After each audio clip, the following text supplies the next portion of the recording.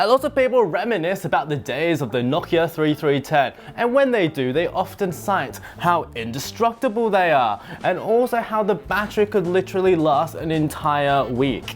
In comparison, modern smartphones like this iPhone over here often have batteries that last just a day or two at a stretch, and also need to be coddled in cases because they're made of delicate materials like polished metal and glass. So what if there was a phone that had all of the functionality of a modern smartphone with a battery that lasts an entire week and can also be dropped from a height of 5 feet without any damage? Well, I have the answer for you, because a little known Shanghai-based phone maker called Unihertz, who are best known for their niche phone offerings like this tiny jelly over here and also the dual-screened TikTok, have come up with a solution of bringing back the good old days to modern smartphones, and it lies inside this box. Let's unbox it, shall we? As you can assume, I've already been using this phone for a week, so it's more of a hasty unboxing of a reboxing than anything else, but I'm sure that you can all use your imaginations and entertain the idea that I'm doing it for the first time.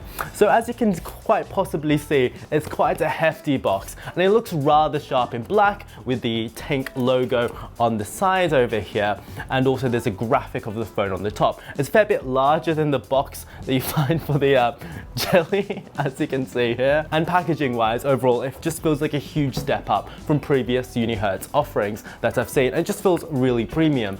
Let's open it up. Are we ready? 3, 2, 1. And now that we've opened it up, we've got another cool graphic on the box over here that contains the documentation. And underneath, we finally have the phone in its protective packaging. We'll take a look at that a little bit later. But underneath the phone, we have another pretty piece of cardboard that hides, let's see, a 66-watt charger, which is very substantial for a smartphone. Just have a look at that. That's a big block. And also we have, thanks to the EU probably, a USB-C cable. Now this USB-C cable is kind of cool because, wait for it, it's got like a reddish pink interior. That's very weird and cool. I'm sure no one's interested about that. So the packaging's pretty nice, but are we ready for the big reveal? Because it's coming. 3, 2, 1, let's remove the phone from the bag, and oh my god, it is quite possibly the biggest phone that I've ever seen, and really lives up to the Tank name. So if you haven't figured it out yet, Unihertz creates phones in form factors that literally nobody else does, creating really unique products.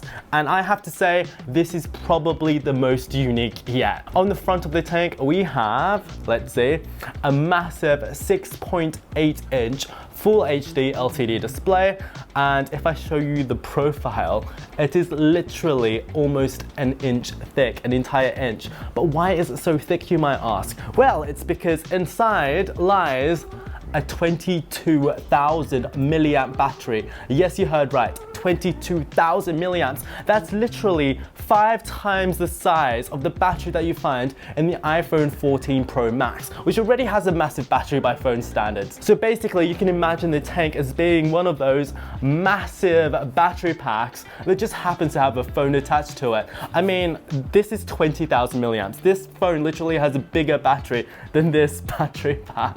And because of this massive battery, throughout my rather substantial week of testing the phone, I have not needed to charge it at all. I mean, I haven't charged it and it's still got 20% battery left. That is simply incredible. But before we talk about the ludicrously large battery a little bit more and what you can do with it, let's take a look at the hardware. So on the front, we do have a full HD LCD display with a cutout on the left-hand side corner for a 32 megapixel front-facing camera. There is a relatively sizable bezel, but for this type of phone, I'd say it's more than acceptable. On the right-hand side, we have the volume buttons, which are metal and are textured really nicely. And we also have a fingerprint sensor / power button, which works works really well. And while we are here, we can also appreciate the aluminium frame that feels really high quality, and I dare say a little bit like a tank. And also, yes, the exposed screws do look really cool actually. On the top we have an IR sensor. They can be used to control your TV and home entertainment devices, and I especially love this next feature because it has a SIM card slot that you do not need a pin for, and this makes it incredibly easy for phone reviewers like myself, but probably very few other people. The rubber coating also feels really high quality and quite tough. On the left hand side we have two shortcut buttons that are customizable, and on the bottom behind this flap we have the USB-C port that has a secret feature that I will come back to, and also a headphone jack, which is just nice to have on a phone, isn't it? Apple, Samsung, Motorola, and literally every other phone company apart from Sony. And finally, on the back we have this incredibly cool design that looks like it's from the latest Marvel movie or something. The exposed screws do look very tough. There's a loop to hang the phone to a lanyard or something, and there's also quite possibly the loudest speaker that I've ever heard on a phone. Unfortunately, it's also on the back, which means that you do muffle it quite easily, and if you do flip it over, it's louder than most laptop speakers though. Albeit it's not the highest quality speaker, but if you want loud, this is the phone for you.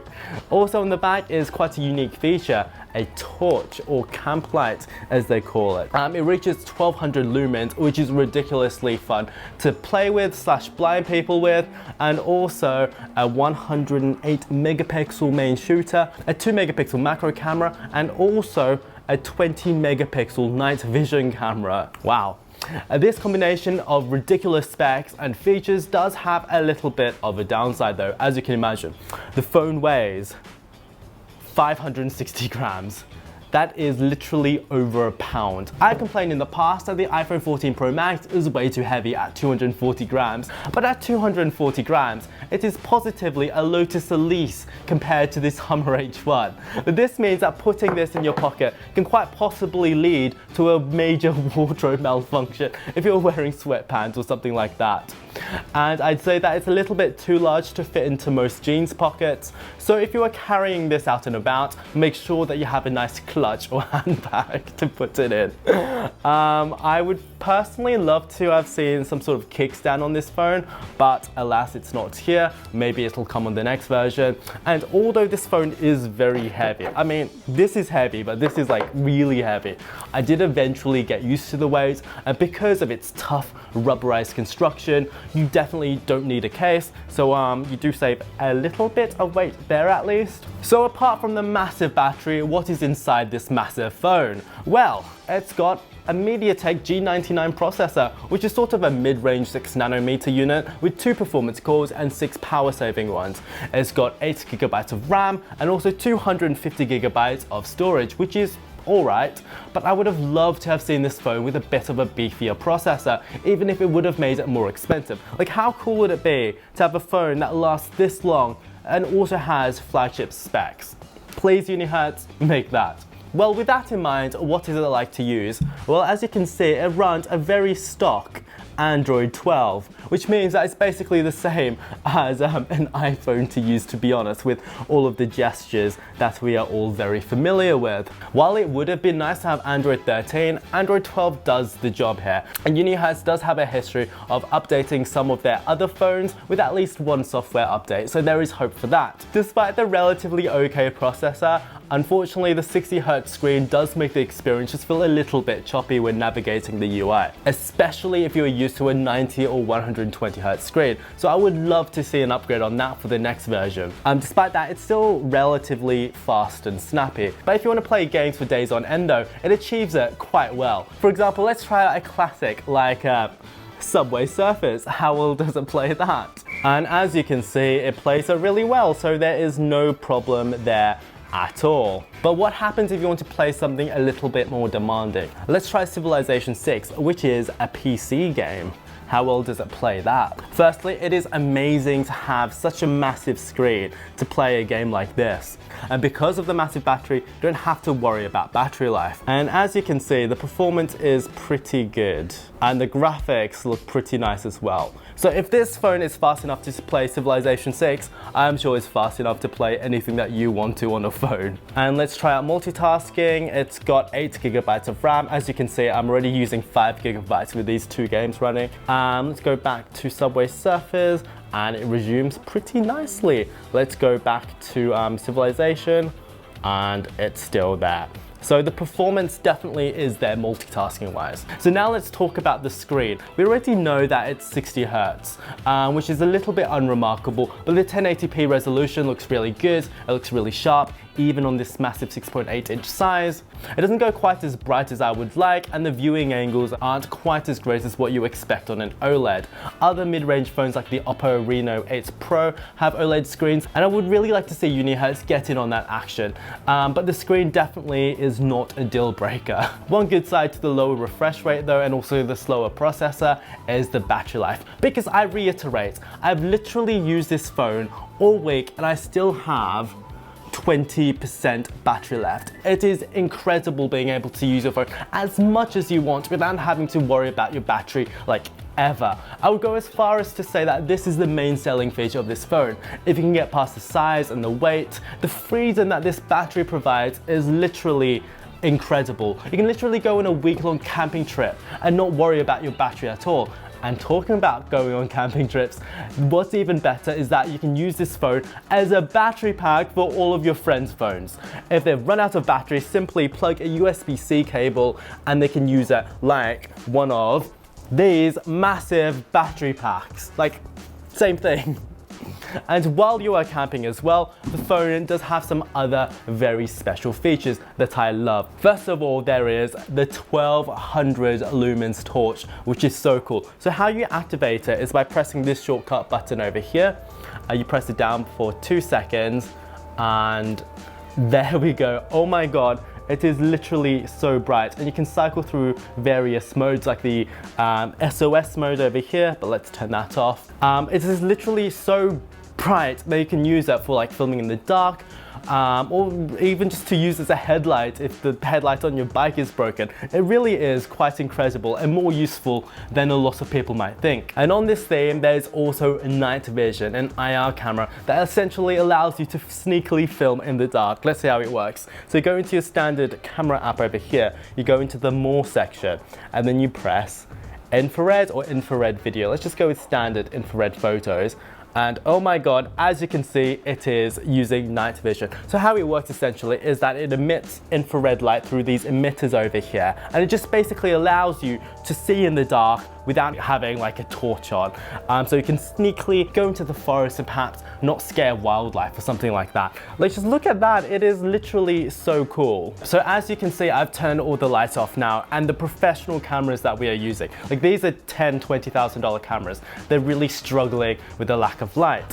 And if we compare it with this infrared camera over here, you can see that it literally emits infrared light onto my hand and it picks it up so incredibly well. I feel like that this could be an incredible feature for anyone who needs to film in the dark, whether it's little animals who will be scared of the light, children.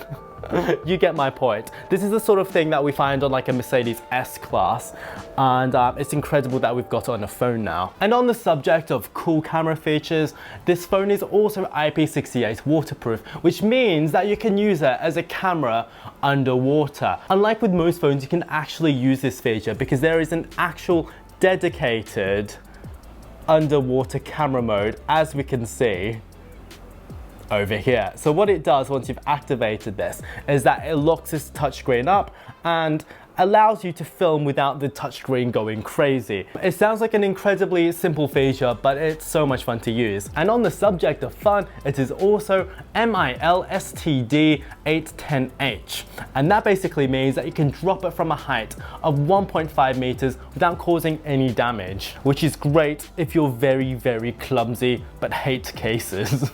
And now, unfortunately, we do have to talk about the standard cameras, and they aren't the best if you're used to a flagship camera. The 108 megapixel main shooter is a little bit mediocre at best, and also exhibits some weird artifacting when you zoom in. For example, I'm just going to take a picture of the studio over here like so. And if you zoom very far in, most people won't do this, but if you zoom very far in, you can see that there is a weird grid-like lattice that almost makes it look like pop art, like sort of weird polka dots. I'm sure this has got to do with the bayering system of the sensor or something, but it can annoy you if you're a little bit of a pixel peeper like I am. So while you definitely can get some nice shots with this camera, it doesn't really quite compare to a flagship camera that you might be used to. Okay, so after using this phone for a week, what do I think about it?